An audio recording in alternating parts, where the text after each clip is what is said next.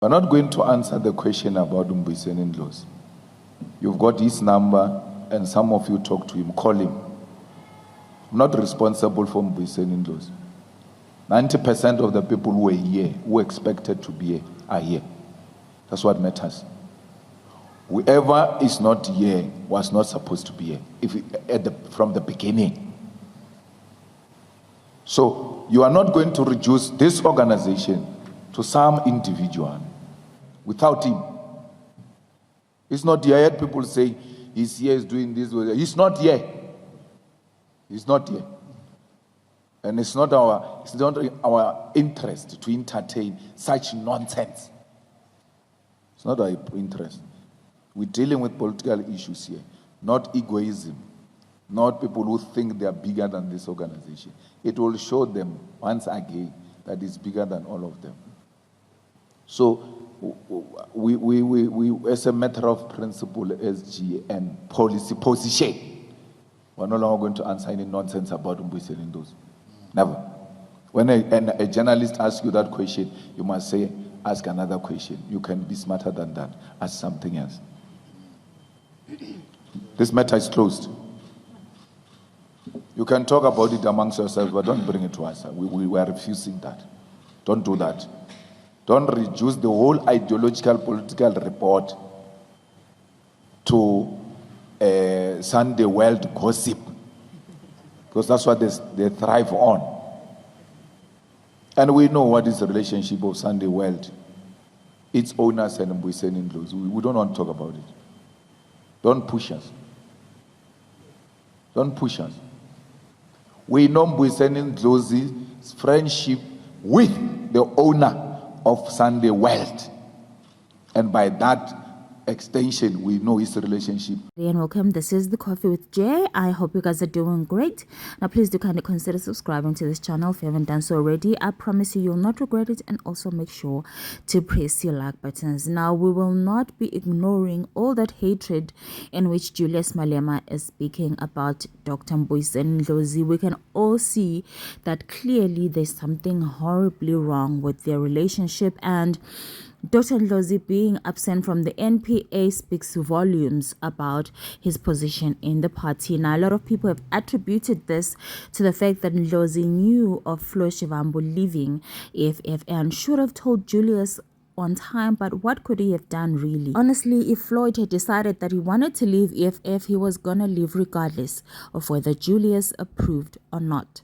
Another thing people are saying could be another reason is the fact that time that Mbuyiseni's wife liked a post that had been made by Floyd after he had left for the MK party. That could also have been regarded as a form of betrayal by the EFF, and the fact that Dr. Ndlozi himself has kept mum about the whole thing. He hasn't said a word. No one has seen him, even though Julius was saying those that have his number can call him and ask why he did not attend the meeting, right? Clearly, we knew beforehand that he was not going to attend this meeting. Someone leaked the information to say that he had been banned from attending. So something is really happening here. Something is at play here, and there is something bigger happening in this party than what we're seeing right now. Obviously, Julius sounds like a man who has been betrayed and would think it is Mbuyiseni. Well, let us have a look at this article that was posted by MDN News. They said Mbuyiseni Ndlozi suspended from the EFF, says members amid ongoing EFF NPA 2024.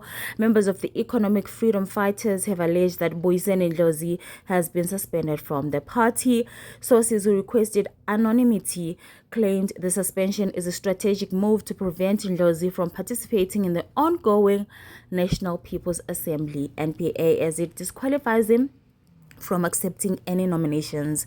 The reason for Ndlozi's suspension has not been disclosed to the broader party membership. Noticeable absence from the assembly appears to support the claims, though no official statement has been made by the EFF leadership. But we can all tell from the sound of Julius' tone that something is wrong. Something is seriously wrong, and I doubt we'll be seeing Dr. Ndlozi anytime soon, or maybe he'll just be donning a new t-shirt, be it ANC or even the MK party.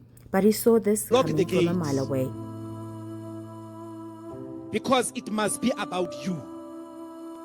So Walter Sisulu recruited Mandela. They even call him their mentor. Sometimes your talent is precisely that. You know how to bring the best of the best into the fold. It does not automatically translate into positions, because leadership is not quite the position. Position ya upalla babang balena realifa sianketa 3 years of all we are doing is you want us to sing leadership idumela. That's when you are a leader. Ufunhlala ngaphambili.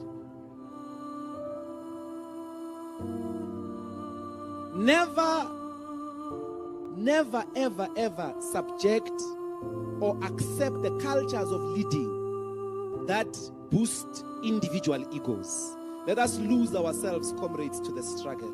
Let us do the dirty job all the time. Let us be humble like that. Leadership is the person who sets up the tables, who arrives first and takes out, makes sure the chairs are here. That's leadership. It's service. Leadership is not arriving, or you may think maybe us when we arrived here was when we were coming in when you were here. No, we know how these tables were put. We know how many chairs are in here. We're the ones that tested the sound. We're the ones that put everything with our bands. Leadership is service.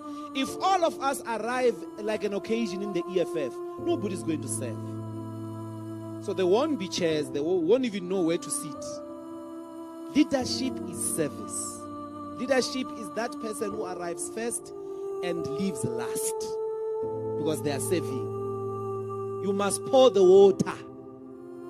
You must clean after. That's leadership. If we adopt that approach, the individual will disappear and the organization will flourish.